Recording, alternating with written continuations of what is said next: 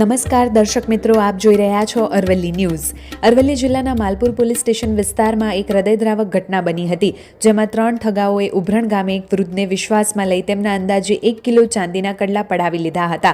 આ આઘાતમાં વૃદ્ધાએ ઝેરી દવા પીને જીવન ટૂંકાવ્યું હતું. જોકે આ વણ ઉકેલાયા ગંભીર ગુનાનો અરવલ્લી એસઓજી પોલીસે ગણતરીના કલાકોમાં ભેદ ઉકેલી નાખ્યો છે.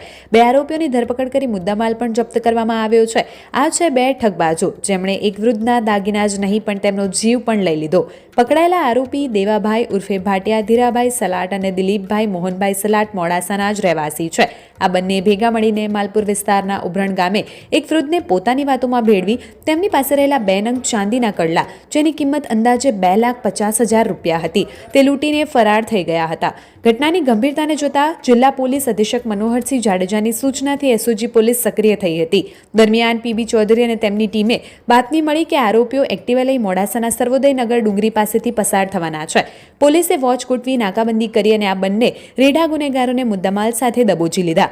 એસઓજી પોલીસે 1 કિલોના ચાંદીના કડલા, 2 નંગ, 2.50 લાખ અને એક્ટિવા સાથે 3 લાખનો મુદ્દામાલ પણ જપ્ત કરવામાં આવ્યો છે.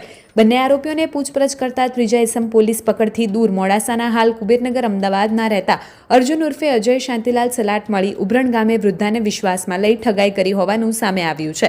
ત્યારે SOG PI PB Chaudhary, PSI AH Rathod સહિત એસઓજી ટીમે માલપુર પોલીસ સ્ટેશનમાં નોંધાયેલી ઠગાઈ અને દુષ્પ્રેરીનો ગુનો સંડોવાયેલા 2 આરોપીઓને ગણતરીના કલાકોમાં ઝડપી પાડવામાં સફળતા મેળવી છે. વૈભવ રાઠોડ, અરવલ્લી ન્યૂઝ, મોડાસા.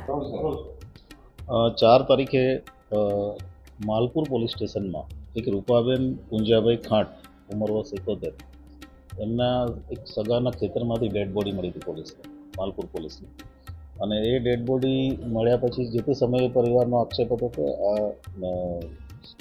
પોલીસ ઊંડાણપૂર્વક તપાસ કરે.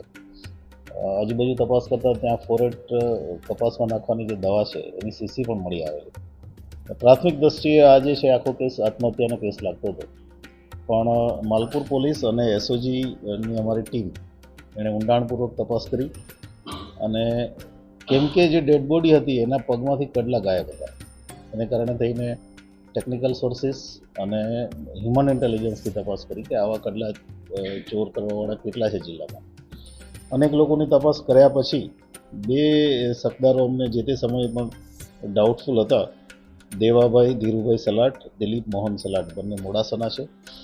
આખો બનાવ એ રીતનો છે કે આ જે માજી છે એ જે ઉભરાણ ખાતે ગ્રામીણ બેંકમાં પૈસા ભરવા માટે ગયા હતા અને એ પૈસા ઉપાડવા માટે, વિડ્રો માટે ગયા હતા અને પૈસા વિડ્રો નહીં થતા આ બેંકની બહાર જ આ બંને આરોપીઓ બેઠા હતા. એમણે એમના કડલા જોઈ લીધા એટલે એમને કોઈ પણ રીતે ભોળવીને પૈસા વધારે આપશું એમ કરીને કડલા કઢાવી અને ત્યાર પછી ત્યાંથી પોતાનું વાહન લઈને ભાગી ગયા છે. અને આરોપી આ તમામ વસ્તુ કબૂલ કરી છે. ઉપરાંત અમારી પાસે બીજા પણ ટેકનિકલ પુરાવા છે અને એના આધારે અમે બંને આરોપીઓની ગઈકાલે ધરપકડ કરી છે અને આજે આગળની કાર્યવાહી ચાલુ છે.